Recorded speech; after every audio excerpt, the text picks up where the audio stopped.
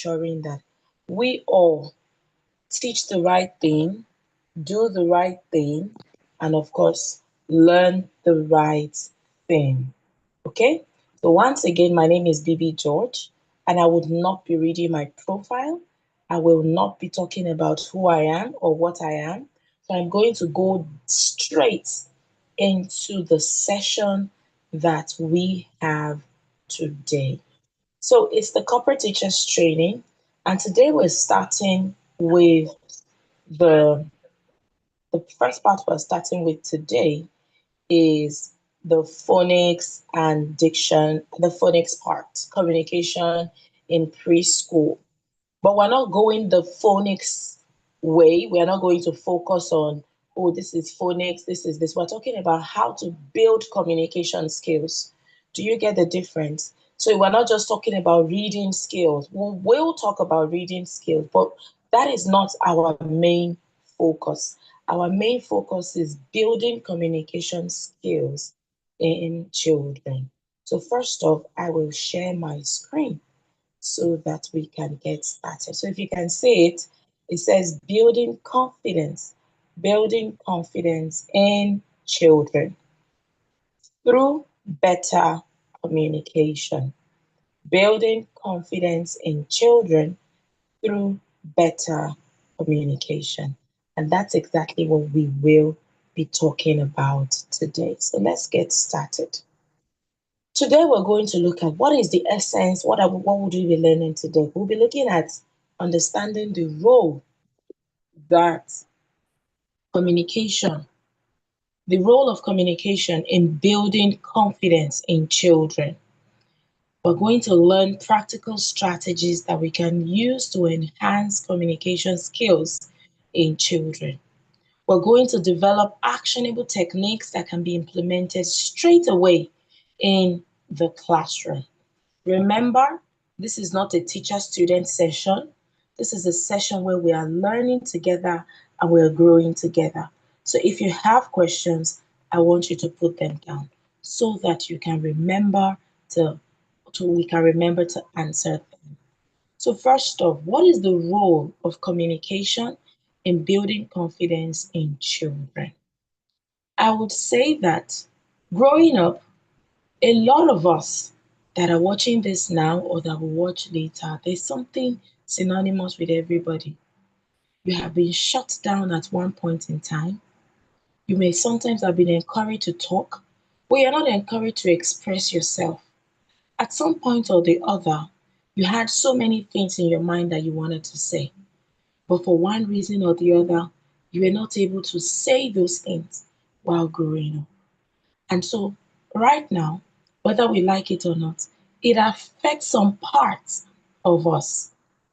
And that is why we're talking about how to understand the role that communication plays in building confidence in children. Imagine that somebody asks you, what is your name? You're going to say, my name is Bibi Lomo George. You see the way I said it? I am so sure of my name. I am absolutely certain that my name is not another thing. Bibi Lomo George is my name. And I will be proud of it. I will say it everywhere. I will say it anywhere. Why? Because I am very sure that that is my name. Now, what happens when you are asked other question that is not your name? We find some people fidgeting. We find some people going back. We've taken aback by simple questions. Over the course of my years as a diction coach, it will be 17 years, okay, 16 years in August. 16 years in August as a diction coach. In my 16 years as a diction coach, I have worked with thousands of individuals. And one thing that they say is that communication skills make them scared. So we are looking at a way to fight this in the children. As scared adults, when we teach children as scared adults, we teach children that become scared as well. What do I mean? You tell a child is talking, and then you tell the child, stop it, you talk too much. That's all you know how to do. What we're doing to that child is breaking something in that child. We may not know it yet, but that's exactly what we're doing. We're breaking something in that child. And so we need to understand that when the children are able to effectively communicate, they are able to build confidence that they need, not just for today, but even tomorrow. So let's move forward. Okay, overview. A lot of people feel that the English language is just about reading, writing, and speaking. Reading, writing, and speaking. No, it's not. It's not just about reading, writing, and speaking. Identification is there. We have spelling. We also have listening. Reading, writing, speaking, identification, spelling, and listening. That is why, as a teacher or a mom who is working on having her children, maybe have homeschooling, or you're a stay-at-home mom, you want to help your children with their homework, with their assignments, or you just want them to get better, or you're a diction coach who is teaching children to read, to write, to do whatever it is, you have to remember that it's not just about reading, speaking, listening, reading, writing, speaking, identification, spelling, listening.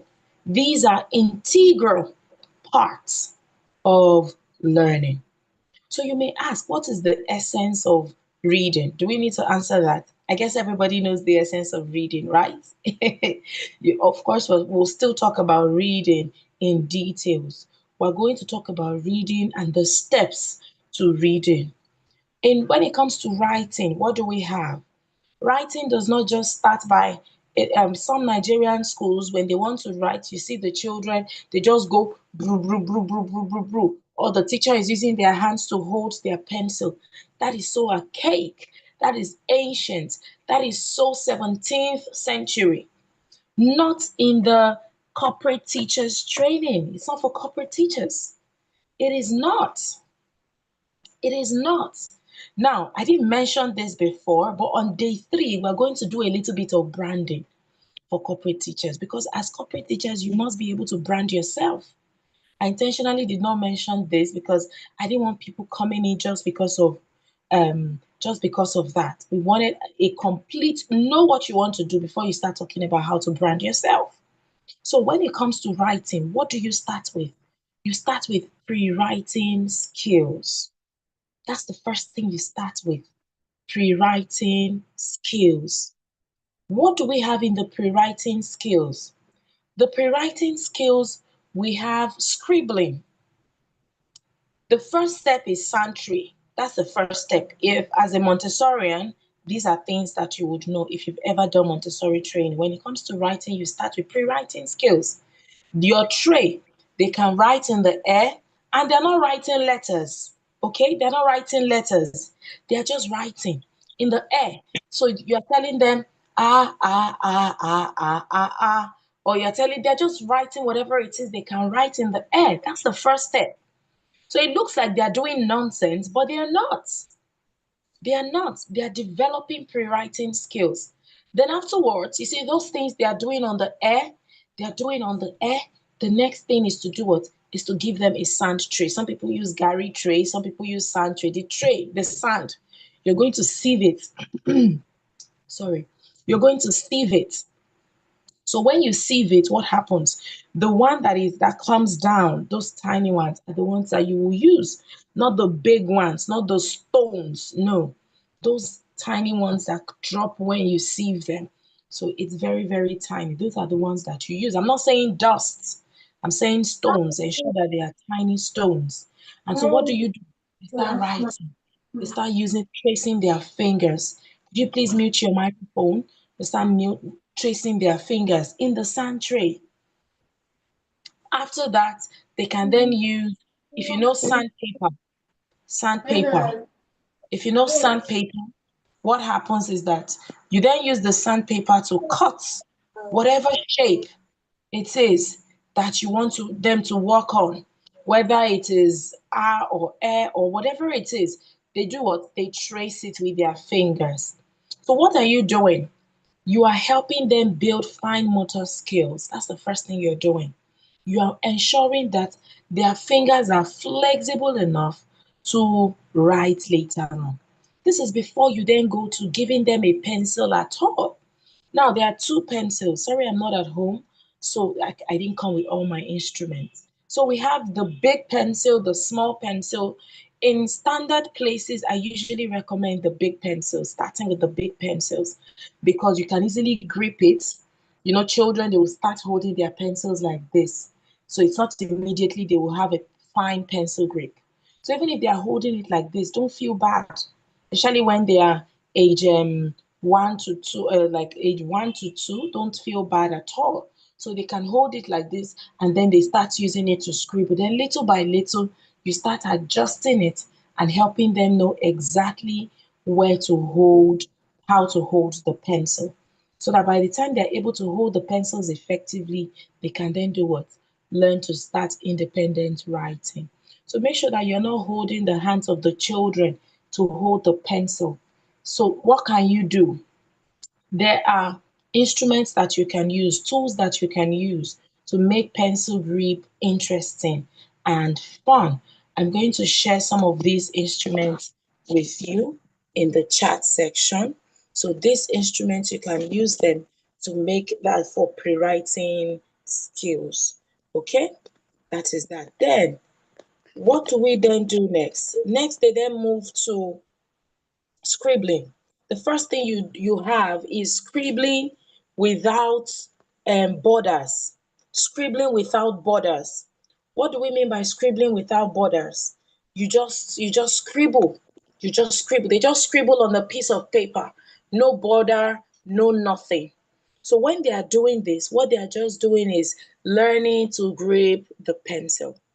Then after that, we then have control scribbling.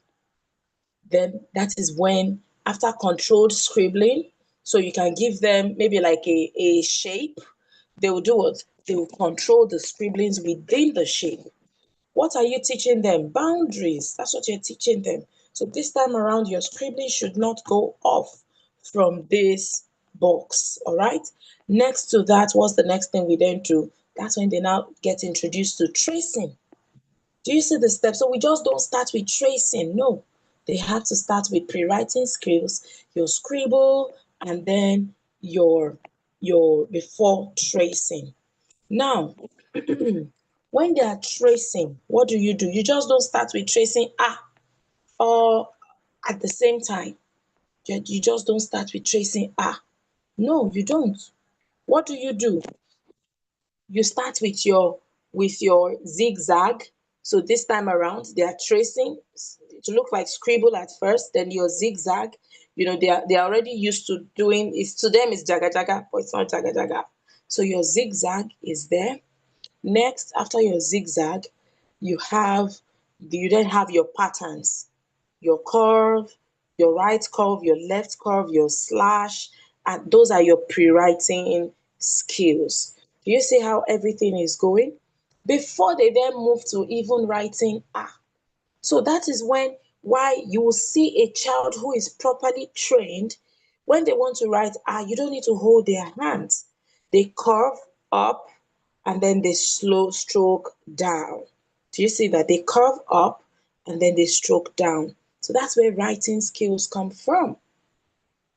That is that. Then, as you teach them all of these things, identification is very important. They should know the difference between trousers and shorts. They should know the difference between a slipper and your flip-flop, your sandal, your shoe. They should be able to know the difference between everything. And this is why your diction coach is very, very important. In the preschool session, they are taking word and vocabulary development.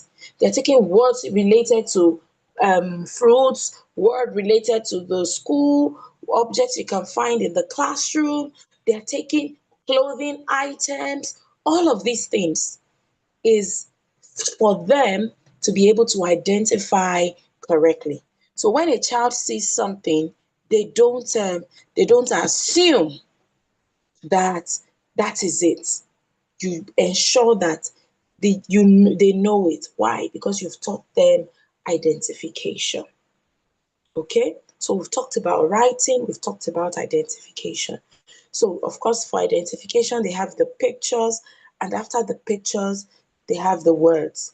Now they can't spell. They may not be able to even read what you've written, but it's important to have the names of the picture because they can hear the sound. And from the sound, they'll be able to identify later on. So, whatever you do in the preschool stage is helping them become better communicators, whether you like it or not. Now let's go to listening. When we say listening, what are we talking about? Why is listening skill important? Listening is very, very important. When a lot of adults that we have today, they don't listen. That's the honest truth. They don't listen. I remember when my mother-in-law died, my husband sent a message to one of his friends and, oh, how are you doing? And he was like, I'm not fine. I just lost my mom. And the person did not even respond because he just felt, how are you doing? The response is fine. Do you get it? And there are some people you're talking to on the phone. They just assume what you said without listening. So teaching listening skills is very, very important. When children listen, you're able to do what? The children are able to respond accordingly. I'm going to show you something, a tool that I use for listening practice. I'm going to stop sharing this and I will show you the tool that I use for listening practice. This listening practice tool is known as Story Nori.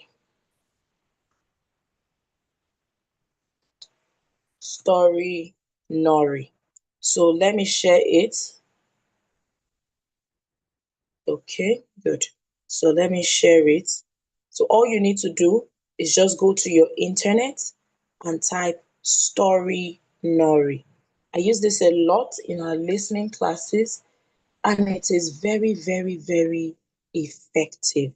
Very, very effective. So this is what the interface looks like. As you can see, this is Story Nori. Now, what do? You can see original, fairy tales, classic authors, myth and world, educational poems. You can see that. So these are some of the tech tools. Look at it, Jimmy Mouse and the City. You can see this. Let's go to Jimmy Mouse. Okay. Jimmy Mouse and the cake competition. No, let's go to Jimmy Mouse and the City. Now, let's see what happens. Can you see it? So when you have it here, now look at what happens here. When you click on the play section, it starts playing.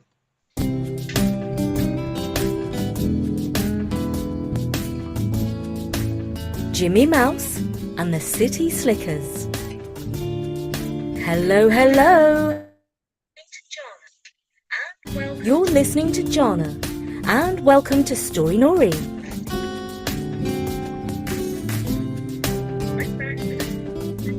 I'm back with another adventure about Jimmy Mouse. This is an up-to-date tale based on an ancient story.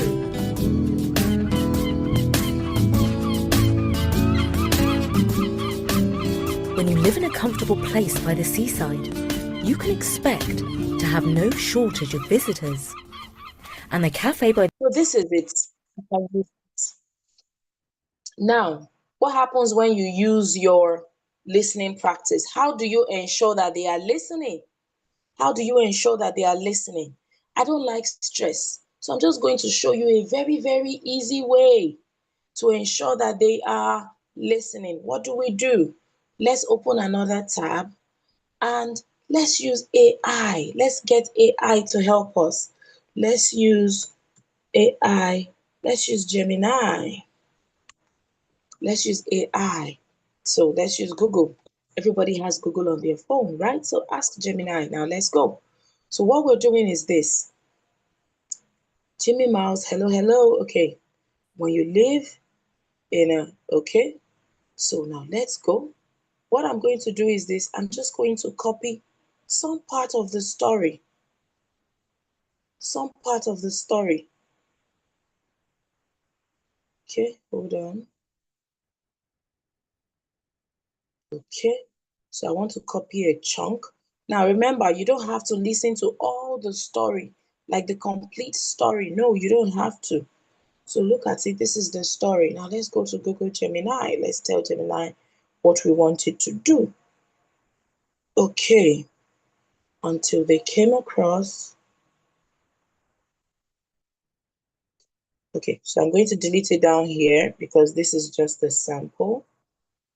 Okay, now just a second. This is a story. So I'll then say, I want you to create 5 questions that I can use in my listening practice class with grade 4. That's an example. See that? I want to create 5 questions that I can use in my listening practice class with grade 4. I would like a mix of questions, such as open-ended, critical thinking,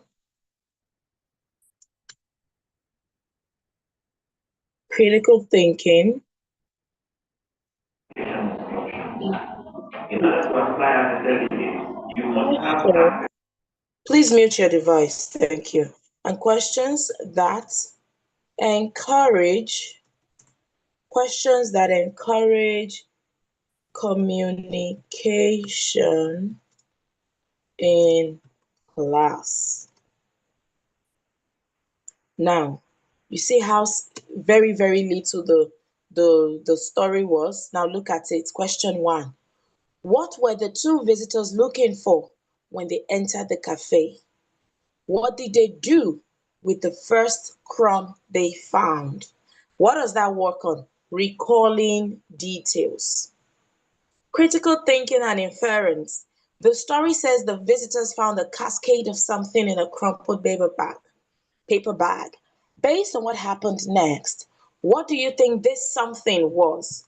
Why do you think the visitors were so excited about it? Do you see this? Let's go on. Open-ended question. Open-ended question. Okay, what do we have? Jimmy Mouse thought the taste of the wasabi pea was exhilarating. What does the word exhilarating mean? Can you describe a time you felt that way? Question 4, character analysis. At the beginning of the story, the visitors tossed aside a perfectly good scone crumb. Why do you think they did this? What does this tell you about them as characters? Communication and sharing. The story ends with Jimmy learning that some of the best discoveries are found in the most unexpected places. What do you think this means? Share a time when you found something interesting and learned something new in an unexpected place. Do you see how listening practice can be an exciting thing? So as diction coaches, we must ensure that we use listening practice in the class. Even if you're not a diction coach, even if you're just a class teacher, it is important for you to use listening practice, because when you practice listening in your class, the children become better communicators and they are forced to listen. Sometimes when you are teaching and doing all the talking, this thing we're talking here, it's not everybody that is listening. Do you believe that? It's not everybody that is listening, and not everybody will listen. And this is why listening practice is very important, so that we can build children that are effective communicators. So if you're a parent who is homeschooling your child, Storynory is a fantastic tool for listening practice. I've been using it for years. I love it. And I've not seen anything that comes close, honestly, to Storynory. So this, of course, there are other tools that you can use, but I highly recommend Storynory. All right, let's go back to our slides. I hope we're learning. I hope we're learning. Let's go back to our slides. So we've talked about writing, we've talked about um, identification, we've talked about listening. Now let's go on. Now, when it comes to reading, when it comes to writing, rather, this is for writing. The first thing the children learn to write, we already talked about it, is scribbling. That's the first thing they learn to write. After that, they go to letters. That's when they learn how to write their A to Z. Do you see that? They go to letters. Next, they learn to write syllables. This is where your CV, your VC comes in. Then they want to spell banana. At this time, they don't even know there's a spelling for the word. But they then start learning their CVC word structures, their CV word structures of their VC rather, their blends. So that is where syllables begin. So give me two letters that says ba, you write a b, ah. I usually recommend dictation from the moment the children start learning letters. Why do I recommend dictation at that time? Because when the children learn, oh, okay, dictation, now give me a, you write a. Give me e, you write e. Give me b, you write b. That's dictation of sounds. Now, by the time you get to nursery one, which is usually between 3 to 4, you are depending on what the schools are calling, but that's I'm using the age, the 3 to 4 years. When they now get to that stage, they are starting to blend. At this point in time, they are blending. So they are writing now blends, dictation of blends. But give me two letters that says ba. What do? B. They write it down. Do you see how blending can work at this time? So they are learning to write their what? Their sounds, their syllables. So blending is the bedrock of what? Of syllables. Blending is the bedrock of syllables. So you just don't go into words. No. So some people wait until the children now start learning art, cats, maths before they start dictations. They forget that you have to go from simple to complex. They have to go from simple to complex. Do you get that? So your syllables, that's where they start learning ba, ka, da. Because if you look at it, when they want to spell Canada, what happens? They're spelling ka, na, da. That's 3 syllables. Canada. So they need to start learning how to dictate, how to write down the syllables. It is after they are good with syllables, we then go to what? We then go to the words. We go to the words. Now, at the word level, we're learning 2-letter words, 3-letter words, 4-letter words, depending on the level of the children. This is where we take spellings very, very seriously. Do you get it? Remember, we're saying the sequence for writing for children. We've talked about pre-writing skills. Now we're talking about writing itself. After that, after the words, we then go to sentences. A lot of children know words, but they can't use it because they were not taught. You may not know, but that's the truth. Some children know what these words mean, but then when you tell them to use it in sentences, they become lost because you've not practiced it from the beginning. So if you're a school owner, it's very, very important that the children learn the words, even though they can't spell it yet, even though they can't write it down. Let them start with the oral part. So today, the cat is coming. Let the children say it after you. The cat is coming. Now, who can use cat in a sentence? You'll hear, I have a cat. The cat is big. The cat is small. Very good. The cat is white. So sometimes we may have what I do is I have pictures when I'm doing sentences with the children. We have pictures. And then with the pictures, we then say, oh, okay, so let's go. Now, with these pictures, give me sentences based on this picture. That is what? Picture reading, right?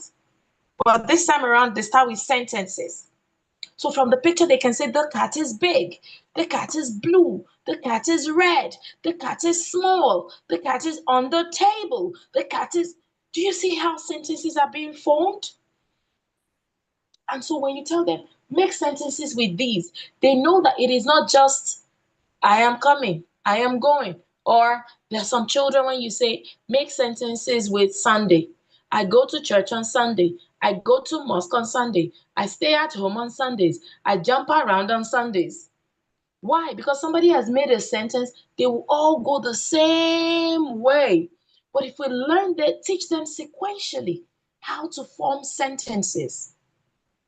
When we teach them sequentially how to form sentences, teaching in preschool honestly is a big deal. When I go for training sessions, sometimes we even spend as much as 2-3 days working on this, because each of these things we have to break it down. You just don't form sentences. You just don't form sentences. There's a pattern. There's a pattern for forming sentences. Your sentence must have a subject. Your sentence, at that level, at different levels, there's a sentence structure that they follow at different levels. So these things are things that we need to know as teachers, as parents. Is it a lot? No, it's not. Then when they can form sentences, they bring sentences together to form paragraphs. That is when they can now say, I remember my brother. My brother is a very big boy. He had a cat. The cat was a big red cat. The cat loved to eat. Do you see that? Then they start talking about paragraphs. As you're teaching them about paragraphs, you're teaching them transition words. So you're teaching them about paragraphs, but you're not telling them it's transition words. You're just showing it to them. You're just telling them, oh, okay, so this full stop is a lot here. Now you can use and to bring these two sentences together. Do you see that? That's paragraphs. From the paragraphs, you then learn passages. Then they start writing passages. If you teach your child these writing skills, there is nothing you give to them that they will not be able to write. Then they start learning passages. After passages, they start learning articles. They start learning to write articles, because now they're exploring different passages to form what? Articles. And then different articles is what gives you a speech. Nobody gives a speech with only one article, except if you didn't make research. Because before you can present a speech, you need to make research. So the articles that have been formed is what comes together to form what? Speeches. At this time, from article, they are learning to summarize. They are learning to pick a point. They are learning a lot of things at this level before it now gets to what? Speeches. Are you with me? Before it gets to speeches. So it is, in most of the time in Nigerian schools, we do letters. Some schools even skip syllables. Then they go and teach us in primary 2 syllables. They skip teaching syllables. Now, let's say they do it. They go to words. They don't teach sentence structure at that low level. They don't. Then they just automatically expect that the children should become writers when you've not taught simple writing skills.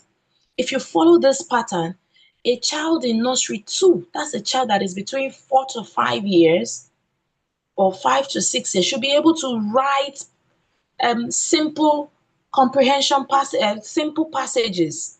Myself, they should be able to write at least 10 sentences with myself.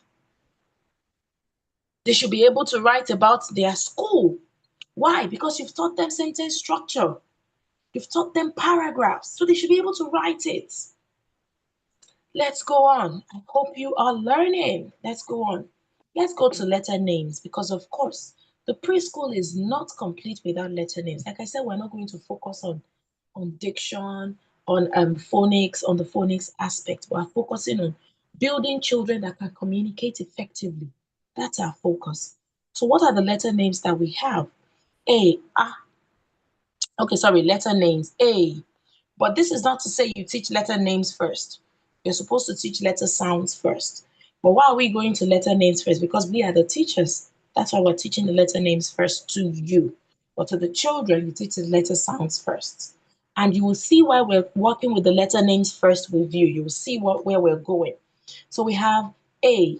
So the H there is just for you to have a word that is similar. Hey, A. So we have A. Can everyone say that? A. We have B. We have C. We have D. We have E. We have F. We have G.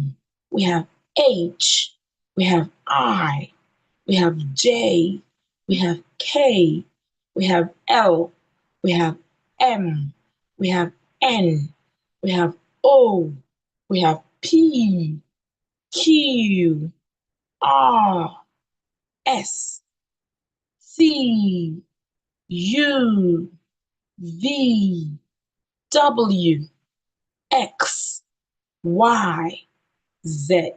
So Americans go Z, the Britons go Z.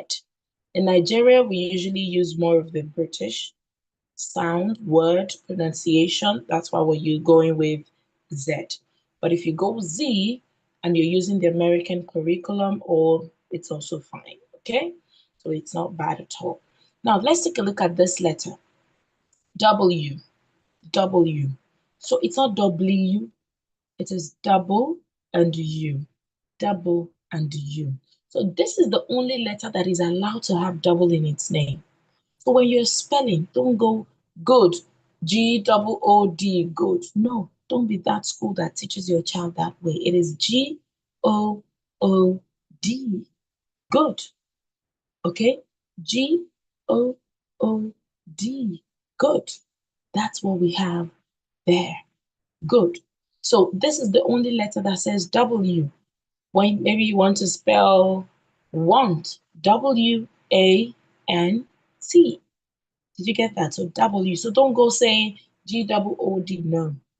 G-O-O-D. Good. Let's move on from letter names. Let's go to spelling patterns. When your children are spelling, it is very wrong for them to just spell G-O-D, good, M-O-N, no, it's very wrong. There's a pattern for spelling. You know, the English language is an undulating language. And as such, we spell according to syllables for longer words. For words with like 2 syllables, we go G-O, N-O, S-O, T-O, N-O. Do you get that? So that is for 2-letter words. For 3-letter words, we go C-A-T, M-A-N, S-A-T, F-A-S-T, T-O-P. Do you get that? That is our what? Our 3-letter words. What about 4-letter words? G-O-O-D, F-A-S-T, C-O-S, T-O-S-T, whatever it is. So that pattern is what we follow when it comes to spelling pattern. That also comes down to when you're teaching them to spell their names. It's because of these spelling patterns that we took the letter names first. So when you're teaching them to spell their names, on no account should you encourage them T-O-L-U, Tolu. No, T-O-L-U, Tolu. F-A-S-T, fast. If their name is Khadija, K-H-A-D-I-J-A-T, Khadija. So you need to know how to identify the syllables and then spell according to syllables. That way, you're raising children that will do what? That will stand out. Let's move on. Now let's go to the letter sounds. We've focused on the letter names. We've focused on the spelling patterns. And now we're going to the letter sound. Ah, ah. Americans will go eh, eh, eh. If you are going the American way, eh. If you're going the British way, ah, ah, ah. The next, b, b. So don't be the school that goes ba, be, bo, ba. No, b, b. So most of the time, we usually enunciate the consonant sounds with the schwa sound. There's a sound called the schwa sound. It is weak. It gives us the sound uh, uh, uh. So b, b, b, k, k, k, d, d, d, e, e, e, g, g, g. So one thing I need to tell you is that The letter sounds can be said with a rising intonation or with the falling intonation. So we can go a, b, k, d, e, g. It's correct. So if you hear somebody pronounce it that way, don't say, oh, they are wrong. No. So you can pronounce it with the rising intonation. You can pronounce it with the falling intonation. So we have h. Now letter I. This is usually a problem in so many schools. So letter I, according to the British standard or the received pronunciation standard, is I, I, I, I, I. Americans, however, pronounce that sound as I, I, I. So I, I, I, I, I, I, I, I. So if you're American, no problem. Go ahead with it. If you are, if you want to go with the British English, it is also fine. We usually recommend though that that you stick to one. If you're going to stick to the British version, fine. If you're going to stick to the American version, that is also fine. Okay, so we have j, k, l, l, m, n, o, o, o. So with the Q, it's like you have a k and w, okay? Double you together. So k, k,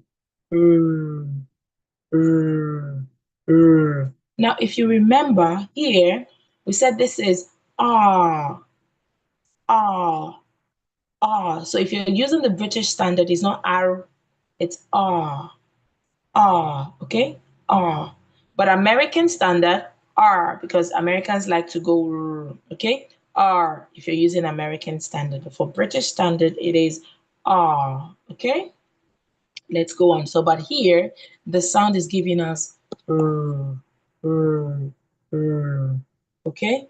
Next, we have S, S, and then S, S, so you hear some people say s, s. That's also correct. S, s. Then for letter U, ah, ah, ah. Your lips are in a neutral position, flat. It is not like ah when you say this, okay? So this is flat. So the position of the sound that you're using is what creates that distinction between the two sounds. Next we have v, v, v, w, w, w, x, x, x, y, y, y. And finally, we have z, z, z. Okay? That is what we have there. So, ant, bag, cup, dog, egg, fan, gum, not gum. And it's not gum. Gum, gum, hat, ink, jug, keg, leg, man, net, on, peg, queen, rat, sun, 10, up, van, watch, x-ray, x-ray, yam, zip. All right, let's go. Hey, B, C, D, eel, deaf, gene, H, I, J, K, tell, them, 10, go, peel, Q, R, test, T, U, V, W, X, Y, Z. All right, now that we know the letter sounds, this is the blending pattern. The CV means that you pick, the C stands for consonant, while the V stands for vowel. So you take the consonant and then you take a vowel sound. So if you have all the consonant letters, then you go to the vowel sound, like your A. So it will be like B, A, Ba, K, A, Ka, D, Ba, Da, F, A, Fa. Remember? Then V, C, V stands for vowel. C is standing for consonant.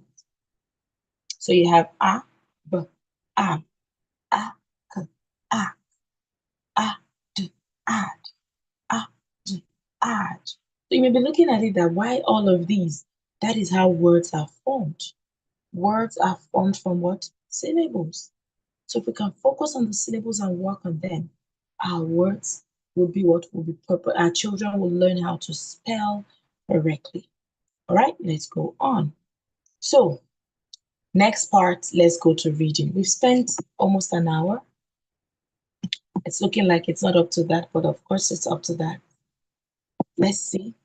Would you like a break for you to take water or something before we continue? Would you like a break before we continue? Would you like a break? Would you like a break? Okay, nobody's saying anything. I want to know. Just put it in the chat. If you want a water break, let me know so we can give you a water break before we continue. Do you need water break? I need a yes or no in the chat, so just put it there. If the answer is yes, put it there. If the answer is no, put it there. Yes. Can we see something? Can we? Okay, so nobody wants to go on water break. Yes, please. All right, so I'm going to turn off my camera for about 5 minutes. Let's go for water break and then we'll be back. So 5 minutes, please. Your time starts now.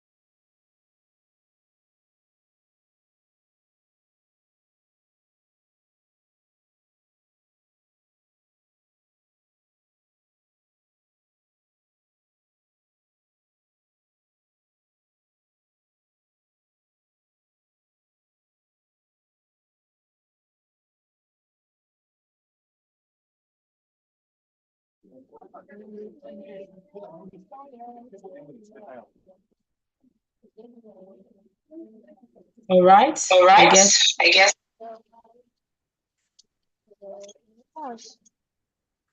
I guess we're back now. Okay, why is there an echo? Okay, so I hope you can hear me now. Wanted to be sure there's no echo. All right, so I'm starting my video again. All right, so you're welcome back. Let's go on.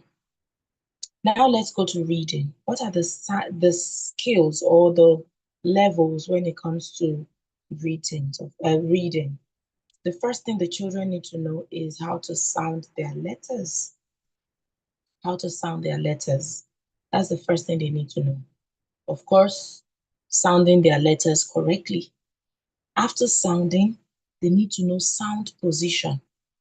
Sound position, the position of the sound. Is this sound at the beginning? Is it at the middle? Or is it at the end? Very, very important. You need to know. Now, one major thing that a lot of schools forget is segmenting. They forget that as much as you teach sound position, segmenting is very important. Segmenting is even very important, sometimes even before blending. So, why do I say that? When you are teaching um, when you're teaching identification, you can teach segmenting along with your identification.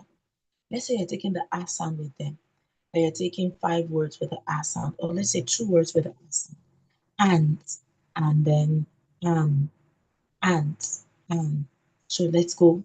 Ants, ants, ants. What are the 2 sounds? What are the sounds we have there? Tell me, what can you hear in the word ants? You say, ah, ah, ants. Very good. So, ant, ants. All you have done is what? Is segmenting. So you've told them ants. You've told them about it. You don't say, oh, I'm trying to segment this. I'm trying to spell this. It's not necessary for you to say that. But with your teaching methodology, you'll be able to do what? Segment. So sounding, sound position, segmenting as you are like ba. Now give me, that's where dictation. Remember I talked about dictation. So dictation is what? Is segmenting. That's what dictation is. Because you're breaking down the sounds and you're putting them together to form that spelling of the word that has been pronounced. So segmenting aids spelling, blending aids reading. Do you get the difference? Segmenting aids spelling, while blending aids reading. We're still going to talk about the steps to reading, just as we talked about the steps to writing. But this is just like the basics of what? Of reading. I remember listening practice is very, very important, like I mentioned earlier. So sounding, sound positioning, segmenting, and what? And blending. Why did I put this conclusion here? Because we need to have a goal in mind anytime we're going into our class. We need to have a goal in mind. Anytime your child is there, you want to teach that child, you need to have a goal in mind. What am I saying? What is the essence of this session today? It is very important because if we're to teach children that are effective communicators, we ourselves need to learn the ropes of being effective communicators.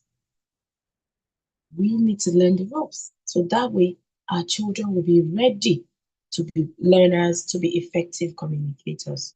So these are the steps to reading. These are the steps to reading. What are the steps? Let's go. Recognition. The first thing we do is what? Learn how to recognize the sound.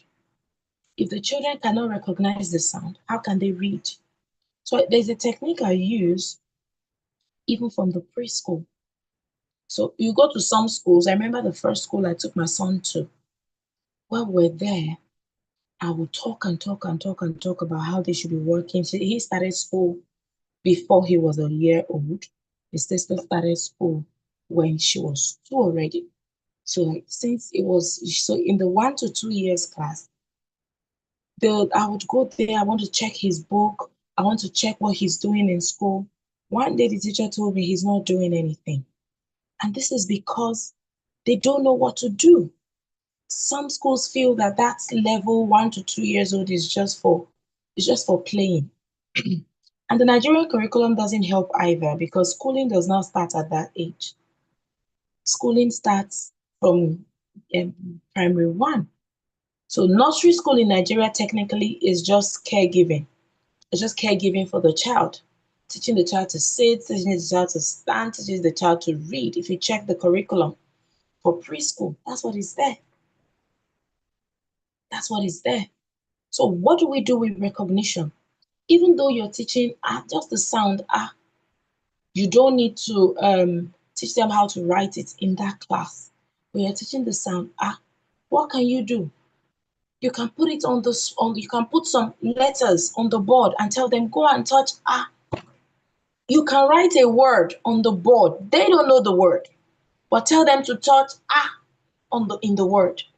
So they are getting to get used. They're starting to get used to how words look like, even though they don't know what the word is. So sometimes you scatter it. That's the first stage. You put tell them to color it and all of those things. That's part of recognition. That's part of recognition. They color. But they need to also learn to identify. In between a word, in between passages, they're not reading the passage. Don't get me wrong. What they're just doing is what? Recognizing and identifying the letter. That's what they are doing. Then, of course, we talked about blending. This is steps to reading. Blending. Remember, we said segmenting is for spelling. This is for what? Reading. So blending, remember we talked about VC, we talked about the CV structure as well. Now when they can blend to form their words. The next part is reading readiness. The next part is not reading directly. It is what? Reading readiness. What do they do at the reading readiness level? At the reading readiness level, what they are doing is stringing the words together. That's what they are doing. They are stringing the words together. So, I am a ox. An ox. I am an ox. That is reading readiness. That's not reading. That is not reading. At that point in time, they are just stringing the words together. They are coming to learn that, see, words can be together. And then when words are together, what happens? These words can become sentences. So they're stringing it together. I remember we've said when you're teaching them to speak, you must teach them to create sentences, right? So at this point, they are learning they know how to, how to form those sentences, but they don't know how to read them, right? So this is where reading readiness comes in. They are learning to read sentences. Okay? Now, after the reading readiness, what is next? Imitation. A lot of us just expect that from blending, once the child can blend, the next thing is the child starts to read. But no, there is a level, there are stages. After reading readiness, it is imitation. So now I am an ox. Now the child has done the reading readiness part. Now the next thing is the teacher then says, okay, so now you're going to listen to me read these sentences. It doesn't have to be in one day. Everything in Nigeria is a rush. Everything in Nigeria is a rush, but no, it's not. So reading readiness, imitation. I am an ox. I am an ox. Can you say that? I am an ox. So you see the children repeat after the teacher. If you don't teach the children fluency, the children don't know what it means to be fluent. They didn't bring it when they were coming from heaven. It's not follow come. You have to show them. You have to teach them. So that is what? Imitation. That is imitation. At that point in time, they are imitating you. So if you as a person you're not a fluent speaker, what happens? The child imitates whatever cut and join you do.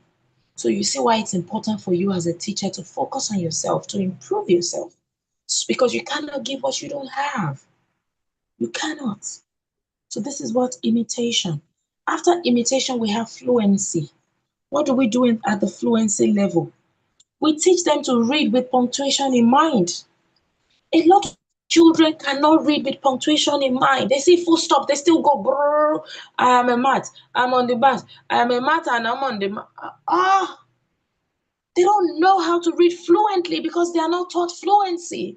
And then we leave it for the diction coach. Is it the diction coach that comes in once a week that is automatically going to make all the children fluent? No.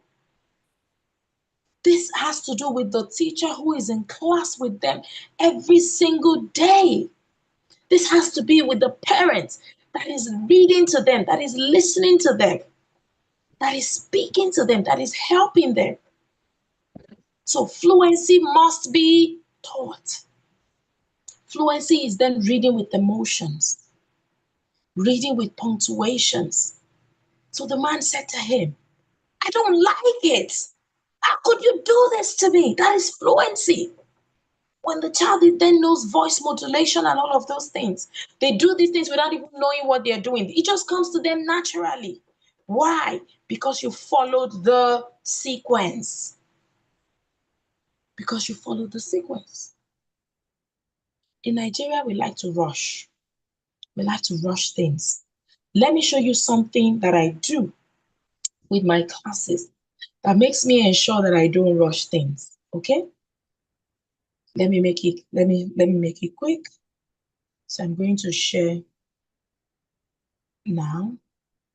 All of these things I am sharing with you are things that I have done.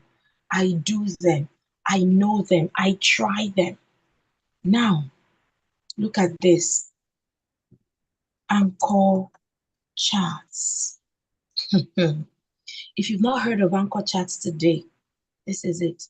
An anchor chart is a visual learning aid used in classrooms to display key informations like expectations, procedures, academic concepts for students to reference during lessons and throughout the school year. So let's look at anchor charts on nouns. Let's look at on nouns. I'm going to do something with you now. Look at it. What is a noun? Do you see? Do you see? Now let me do this.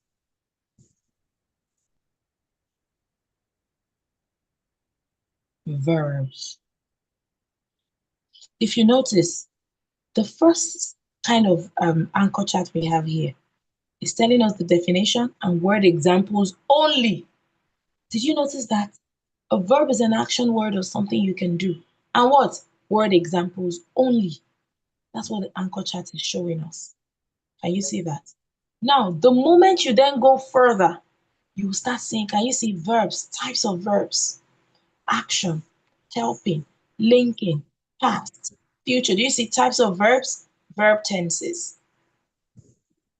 So what does anchor chart help you do? It helps you give a visual representation of what you should be doing for whichever topics you want to give. Can you say linking verb?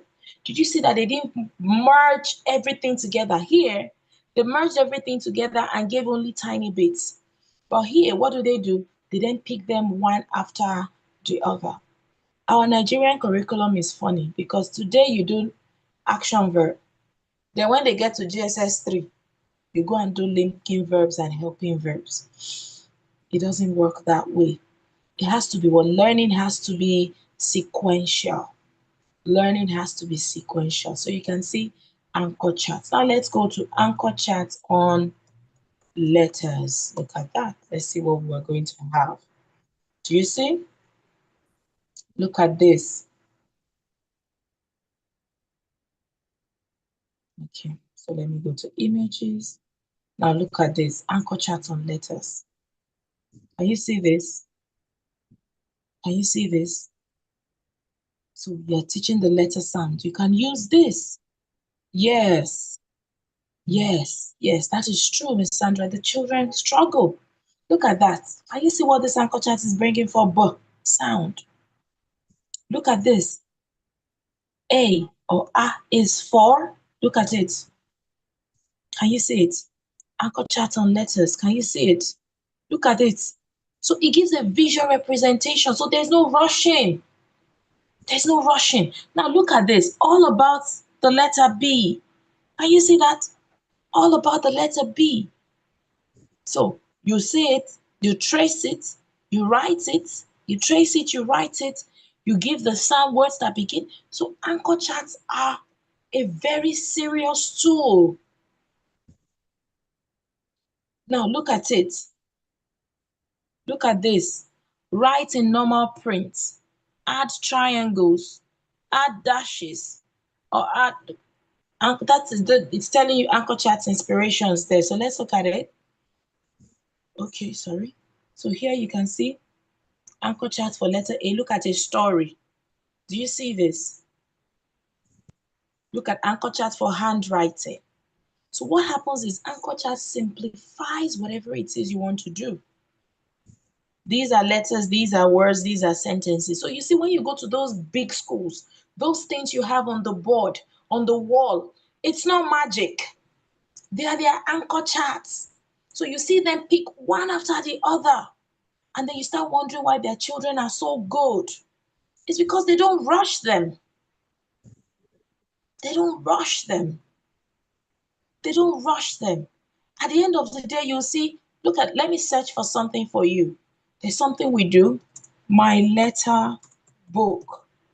We do this with 2 years to 3 years. Look at what my letter book, look at it. Look at it. So as they are learning, they are doing what? They are learning little by little, step by step, stage by stage. Do you see what my letter book? Look at it. Look at what begins the curve. Did you see they are writing the curve to the other side, the left side, the right side? So look at my alphabet booklet. So it's not just teaching letters. Are you teaching it well? Are you teaching it well? Look at my letter book. This is like, look at it. This is a tracing portion. They can trace, they can write. Look at it here. Apple and airplane. They can color. For look at bananas. It's not magic. It's not. It's strategy. Strategy. Can you take a look at all of these? So you can see my letter book.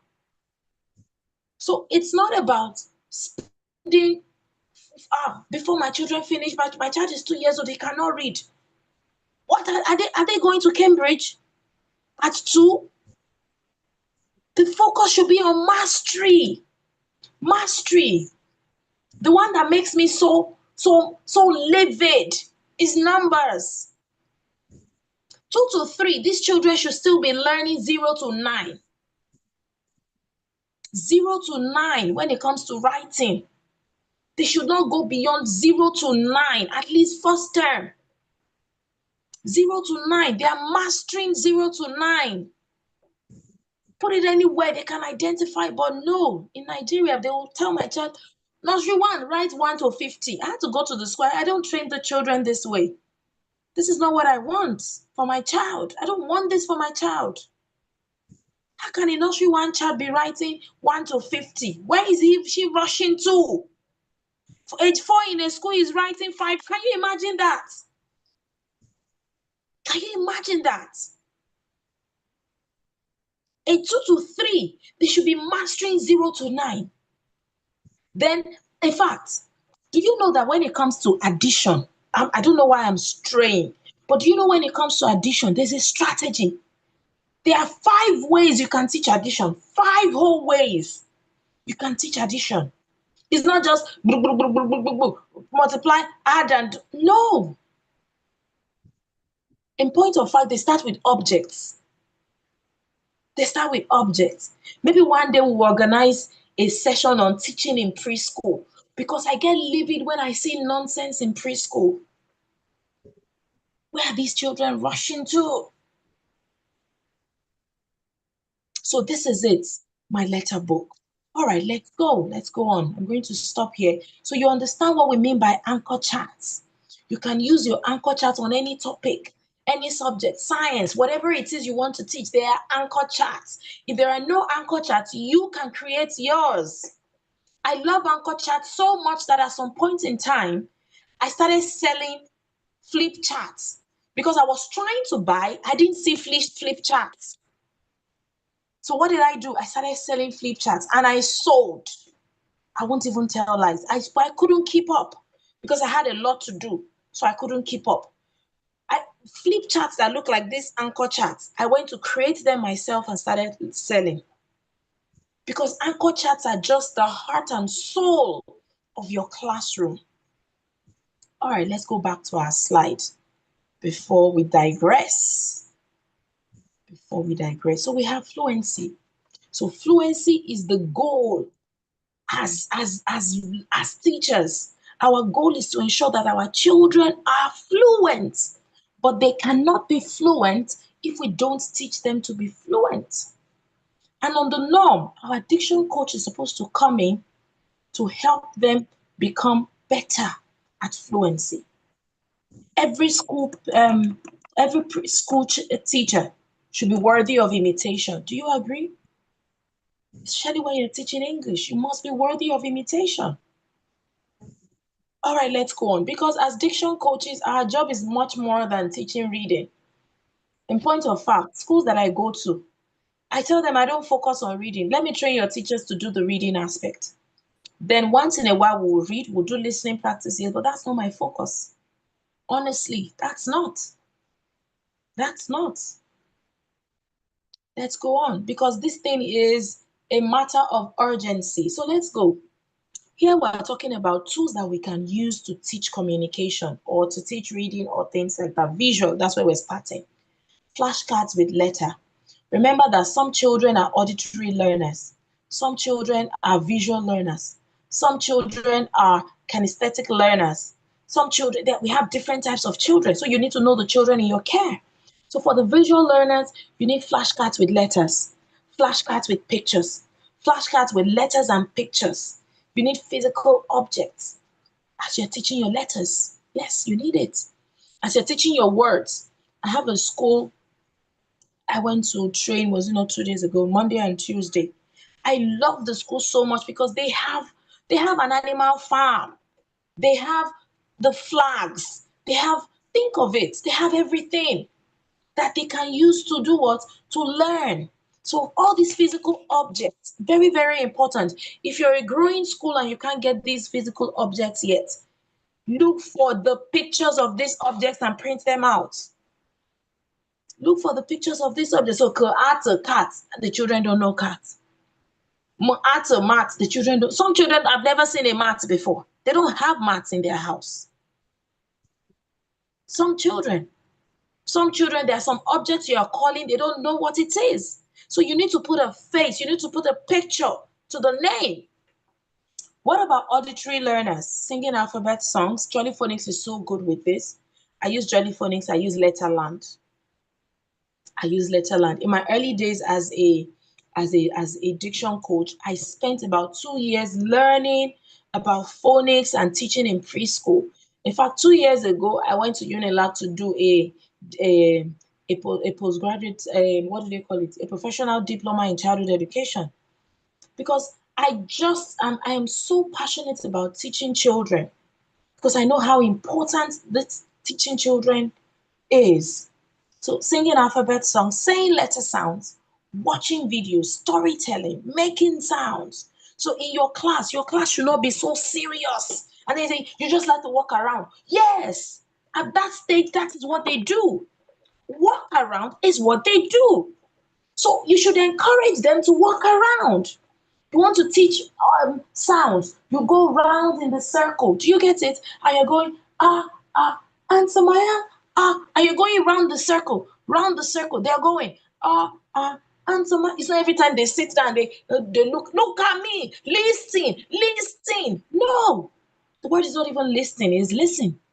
It's not every time they do that. Sometimes take them round, let them explore. What about for kinesthetic learners? We have learning pre-writing patterns, tracing letter in sound, tracing letters in air, tracing letters on textured surface, tracing letters. Tracing letters. Sound manipulation, magnetic letters. Use magnetic letters on a board or fridge for children to manipulate, say the sounds and form simple words. So sometimes when you have taught your children to blend, give them the letter, magnetic letters. Let them dip hands and bring out four letters, and use it to form a word. Is that not how the game Scrabble was formed? That is how the game Scrabble was formed.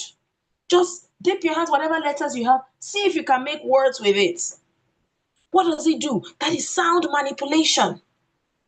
Do you think that your diction coach can do all of these?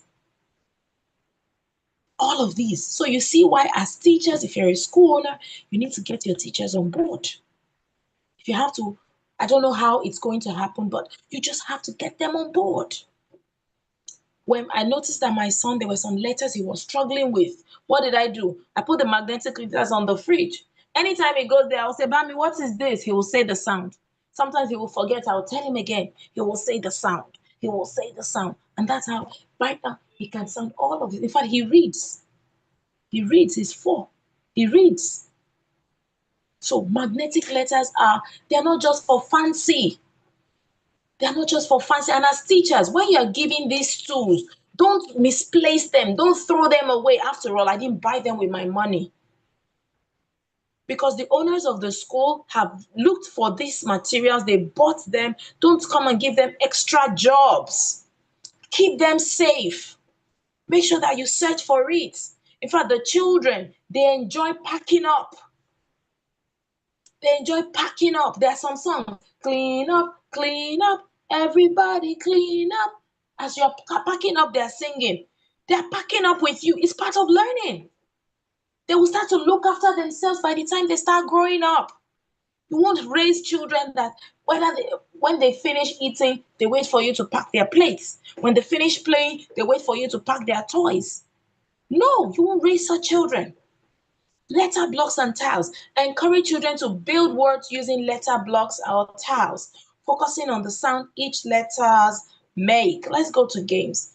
Alphabet sound bingo. Create a bingo game where children have to match letter sounds to pictures or words starting with those sounds. Letter sound hunt. Have children hunt around the classroom or home for objects that start with the given letter. Do you see how learning letters can be interesting and fun? Is there every time you sit down in the class, you sit down, today we're learning everybody say If I were you, I'll be tired of your class. And then you this child, I've been teaching since the beginning. He doesn't even know How will he know If it were you, will you know it? Will you? Sound sorting.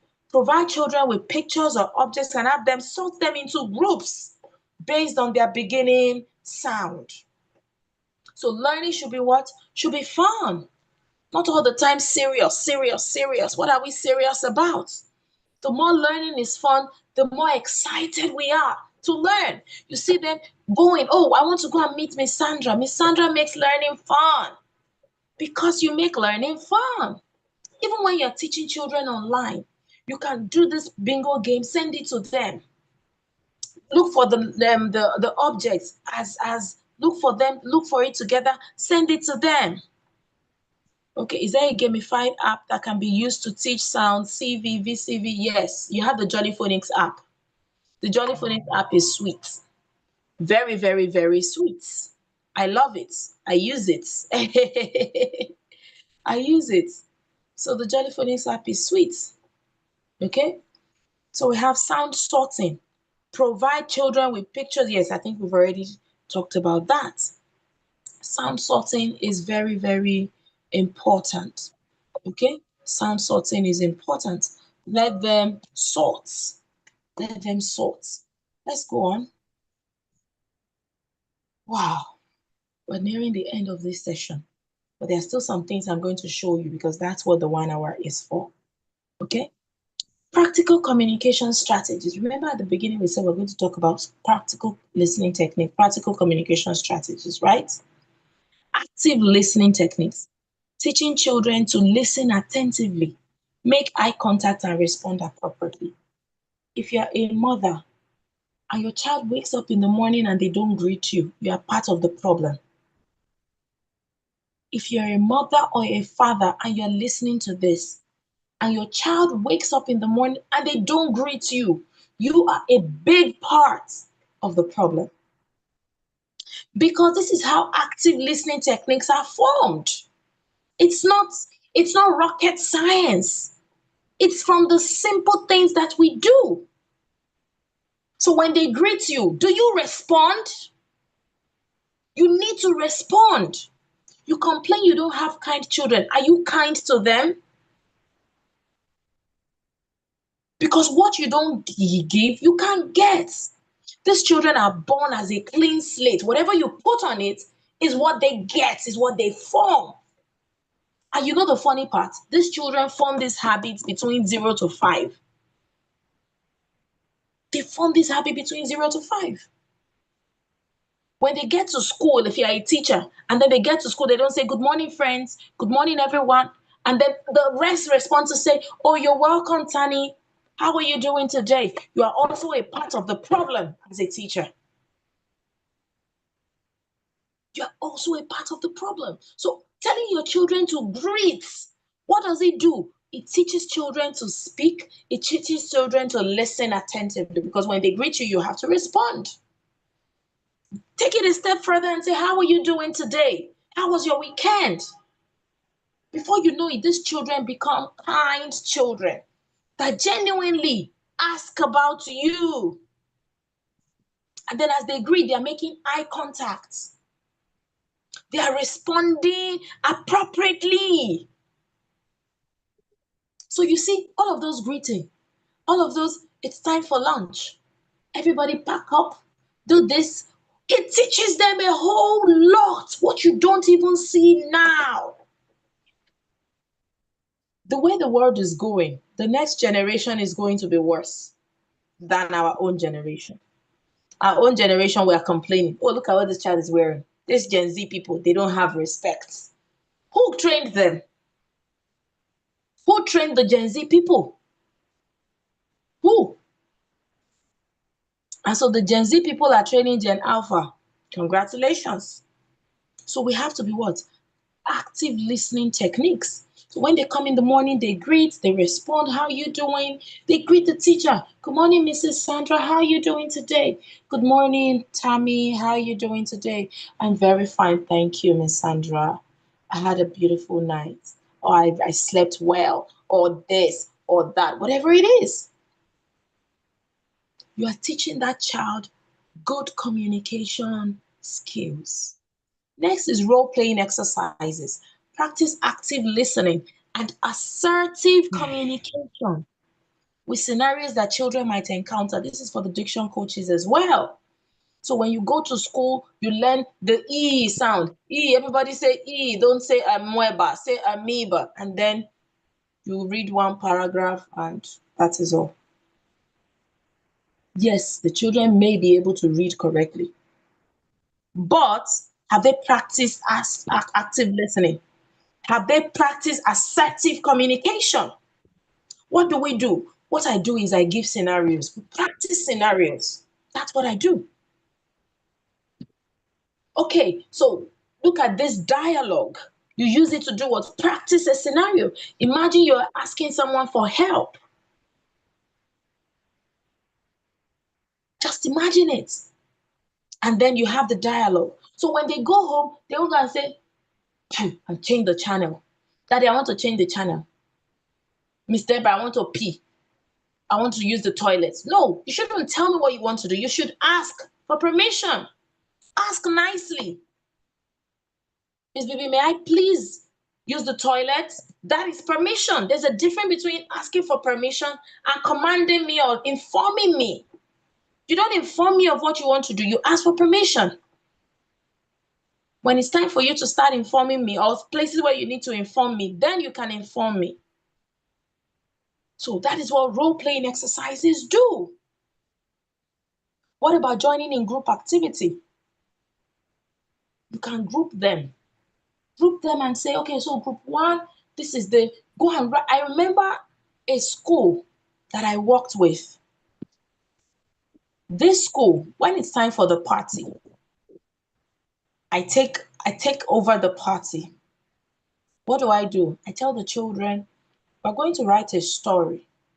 So this story, what do you think we should write about? They tell us what they think we should write about. All right, that's fine. So right now, what's the moral we're looking at? They tell us, okay, how many are we? We're 10. Okay, so the character will be 10.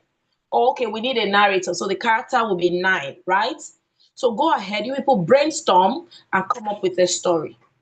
And every single time they've come up with a story, all I just do is I just refine it. I say, oh, okay, so can we add this to this? Can we add this to this? What are you raising? You're raising children that are assertive in their communication skills. They feel useful. Not every time you write everything for them. Sometimes your children want to go for debate. You write their points out. Why? Why? Why do you do that? that means that you've not done your job as a teacher, or where they are coming from, they've not done their job. At the lower stages, you can be writing their script for them.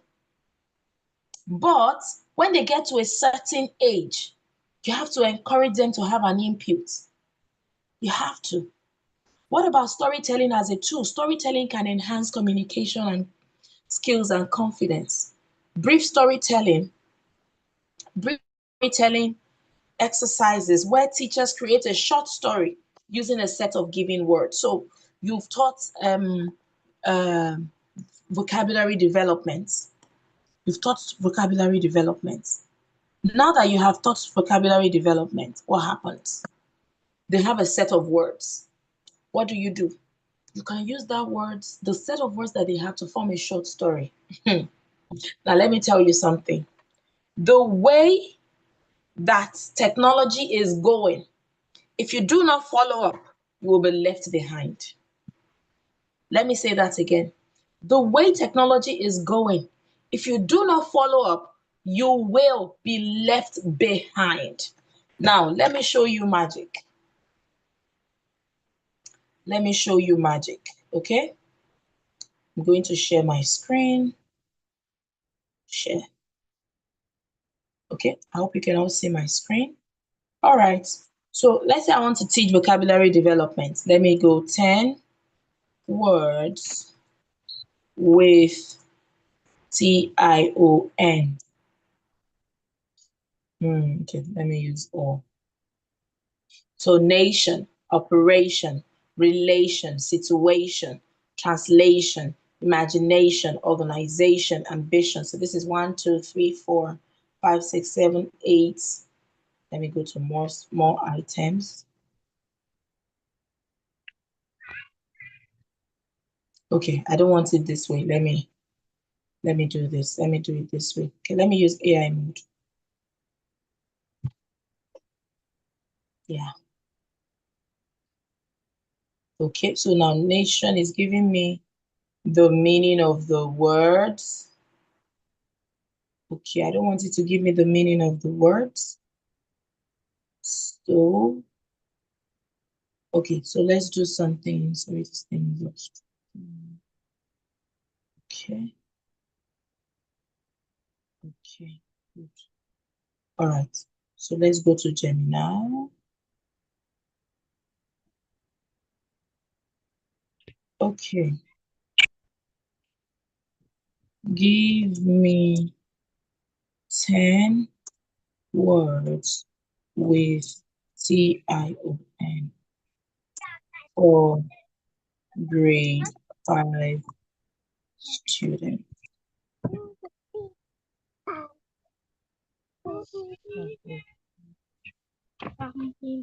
Remove the name.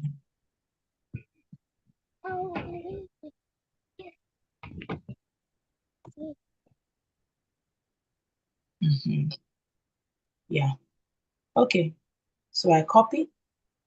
Now, do you know that I can tell Gemini to give me a story with these words? So as a diction coach, you've taught words, or even as a teacher in the class, you've taught words. I can tell it, okay, so give me a story with these words.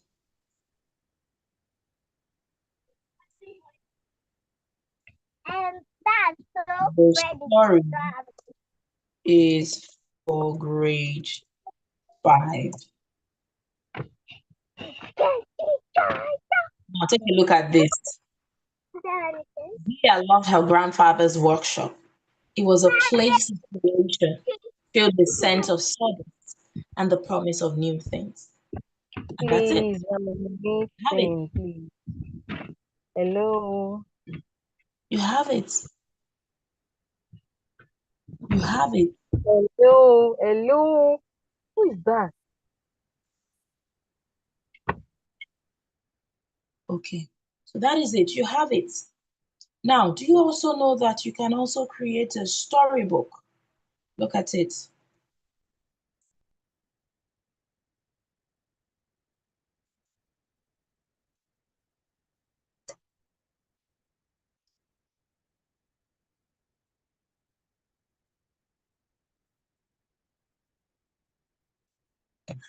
So look at it. Try your story. That's your story, right?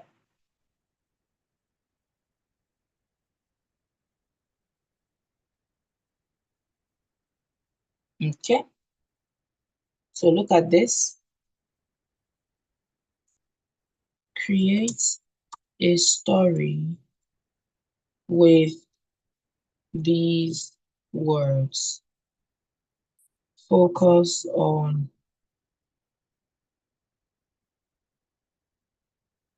I'm looking at a moral we can use. A moral we can use.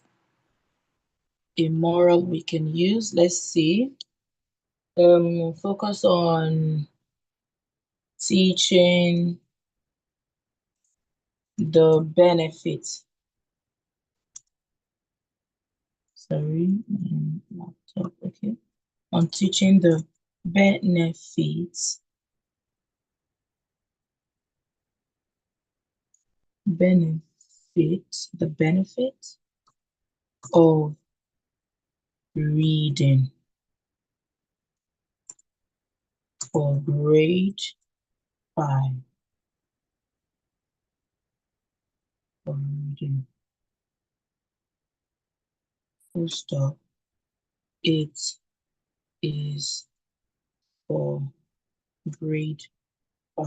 So let's click on enter. Let's see what happens.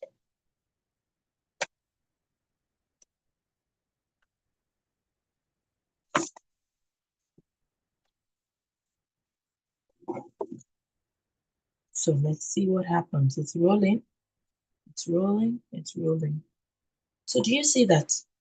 Honestly, there are a lot of things we can do to help our classes get better. A lot of things. A lot of things. So let's see. Heating up the press. Let's see. Elara's bright idea. Elara's brilliant idea. Very good. Can you see that? Did I write anything? Did I write anything? No, I didn't write anything. I didn't. Let's take a look at the story. Let's see. Look at that. Elara sat at her desk, staring at a blank piece of paper her teacher is giving to her. Her teacher had given them a big project to invent something new that will help their community. Elara had so many questions, but no ideas. How do people even come up with new things, she wondered aloud. Her older brother, reading nearby, suggested. Maybe you need some education. Can you see a word with Shan there? Elara, try the library. At the library, a kind librarian, Mr. Silas, greeted her. Looking for what? Inspiration. He asked with a smile. Books are full of what? Imagination. Are you learning? Let me stop this and go back to our slide. Are you learning? I wanted to show you something I use for spellings. Yes, there's something I use for spellings. Let me show it to you quickly before we move on. Okay. Spelling training. Spelling training. Okay, so this is it.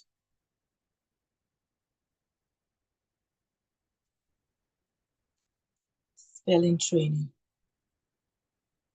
So choose a word list. Import your word list. I want to import my word list because, of course, I have a word list that I want to use. So can you see that? Paste your list here. Yeah, look at it. That's it. Import. Let me show you something beautiful. You can listen to it and it will pronounce the word. Did you hear that? Creation. Can you see that? Let me show you. That's not even the best part. Can you see the games you can play with these spellings? Online spelling test, practice your words, reading, games with spaceships. Let me show you. It's nothing fancy, but it does the job. Look at it. Play. See? Creation. Click on creation.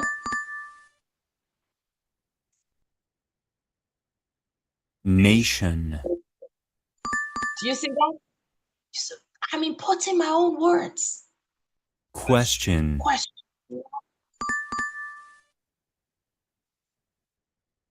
Solution. So tell me, when you teach your children like this, will they know it or not?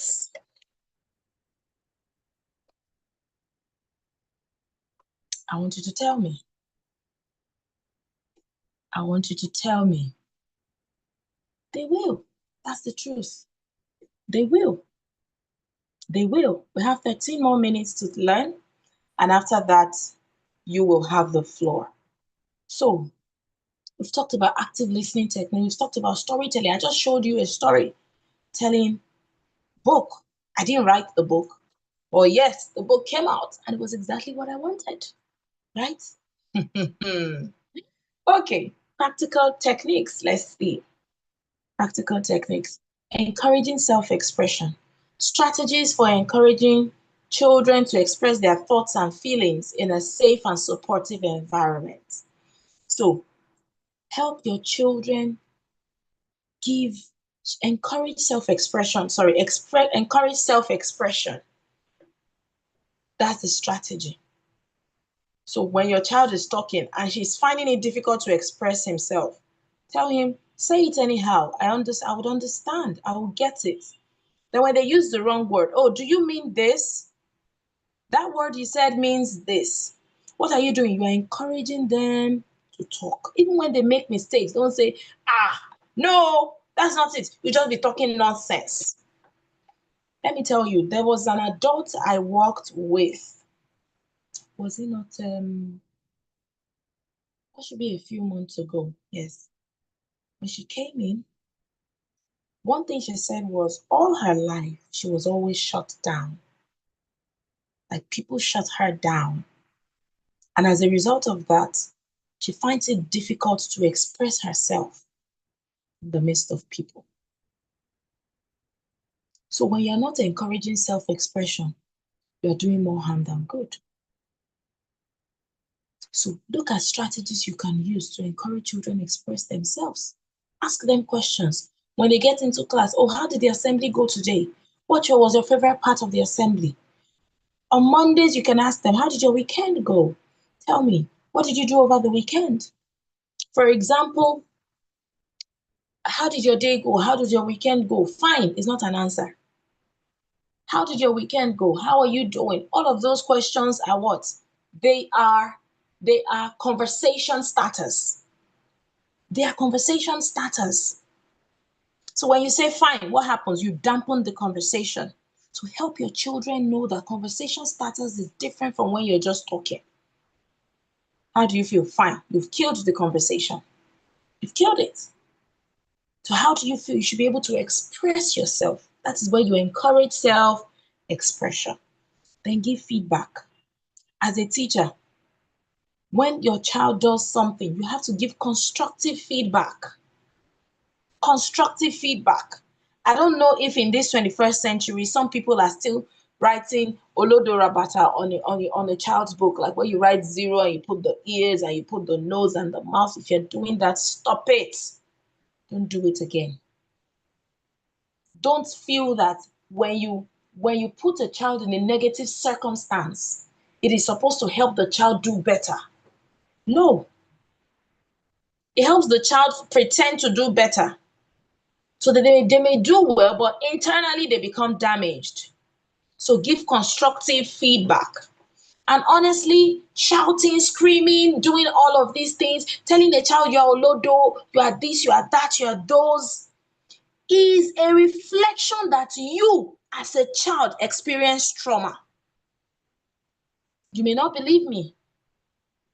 Telling the child that nothing good can come up from them is a reflection that you have not healed from your own trauma that you experienced as a child. So if you have issues, if you have problems, focus on yourself, work on yourself, get yourself settled, and don't project your trauma to the children you are working with. That is why, as a teacher, emotional intelligence is very, very important. We agree some children are difficult. Yes, that is casting stones. They are difficult. They are difficult, but they are not irredeemable. No parent keeps their best child at home and then send you the worst child. When every parent comes to you, they send their best child to you. It is left to you to bring the best out in that child. You may say, oh, I'm saying this because I'm not a full-time teacher. I was once a full-time teacher. I remember going into a school. I worked there. I was made the class teacher of SS1. That class was the worst class in the school. The worst class in the school. And so when I got there, there's no teacher wants to take that class because the children are unruly. They have boyfriends already. They are just, I don't know. And so when I got there, I started speaking life to them. I started helping them see that they can be more than they are. I started helping them see that being vagabonds and being irresponsible does not do anything for them. Let me tell you, this was a low-cost school. And do you know what I did? I started grouping, giving group tasks in the class. So I would say, our class needs to be neat always. This is a class that was always dirty to the core. Our class needs to be neat always. So we started, so next week, you will be in charge of cleaning the class. The upper week, you clean the tables, you will sweep. They had a cleaner, but I wanted them to be responsible for whatever happens in their class. And I started speaking life into these children. I started giving them affirmations to use. I would tell them, even though you are coming from a house that nobody has succeeded, you will succeed. And this is the way to succeed. I started giving to them. At the end of one term, our class was the best in the school. They didn't automatically know their books completely. No, it didn't happen overnight. I will tell you that. But in terms of behavior, they started to adapt. They started to adjust. They started to function. In fact, there were some top subjects they said they wanted to take that there was no teacher for it. So I would volunteer and say, okay, we're going to read together about this topic. I met one of the students that I taught them about 2 years ago. And she saw me, and the first thing she did was she gave me a very big hug. Honestly, this is facts. So what I'm saying here are things that I have done. Teaching is not a work that you just do because you need money. You need to put your heart to it. It is a work of heart. It is a work of heart. It's a job that the moment you start working, the moment you walk in, everybody feels you. Everybody feels your impact. I didn't stay long in the school because, of course, money must be made and they were not paying well. But that impact that I made in the little time I was there will stand with the children for the rest of their lives. They will send me messages on Facebook, how they are doing, like up till now. In fact, one of my students then has an auntie who owns a school. Do you know what she did? She told her auntie to come and pick me as the addiction coach. But unfortunately, I don't go to schools myself. So I said, no, I can't go to school. And where she is very far. So I said, okay, don't worry, I'll send somebody that is equally good to you. That is how many years later. What I'm saying now was as far back as 2014 or 2013. Yes, 2013. That's over 10 years ago. But at the end of the day, it yielded results, it yielded something good. So you need feedback, you need encouragement. You need to speak life into the children that you take. Let them know that you truly care about them. And you're not just here for the money, you're here because you love them and you honestly want to see them grow. Practical classroom activities, group brainstorming session to come up with classroom activities that encourage communication, such as group discussions, debates, show and tell. Ladies and gentlemen, I hope with these few points of mine, I've been able to convince you and not confuse you.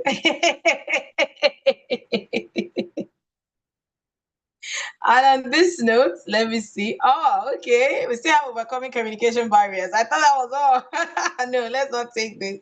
Let's begin with this tomorrow, okay?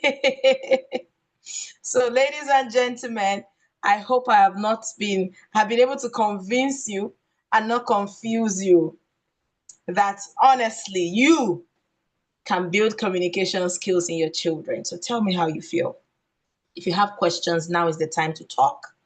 If you have comments, now is the time to talk. If you have anything, now is the time to talk, because we reserve 1 hour for you. But if you say you don't need my 1 hour, it's fine. I'll close the curtains here. So let me listen to you. Questions, comments. I think I should record this part so that for those available, you can watch these comments, because this is the practical aspect later. Okay. All right. So comments, questions, corrections, ideas, suggestions. Let's hear it. Let's begin with Ms. Okpera Chimeri. Ms. Okpera Chimeri. I'm sorry if I murdered that name. Can we please begin with that? Can we please begin with you? Okay, no comments. All right. Sorry, I've been looking for my raise hand feature. That's why I've been doing. Can I talk, please? Yes, please go ahead. All right, Mrs. Vivi George. This is my first time hearing you train, and I am more than pleased that I did not miss this session. The training was absolutely amazing. I was glued to my phone. Even when my daughter was trying to get my attention, I pleaded with her, this is not the time, please. I'll attend to you later, okay? I sincerely commend and appreciate you for giving us such a rich, insightful session at no cost. Truly, this session is worth a lot. And your generosity in offering it, oh my God, freely, it shows your passion for helping others grow. Thank you so much for sharing your time, for sharing your knowledge, for sharing your expertise with us. It doesn't end here with me. I'm surely going to meet you at the back. So expect me soon.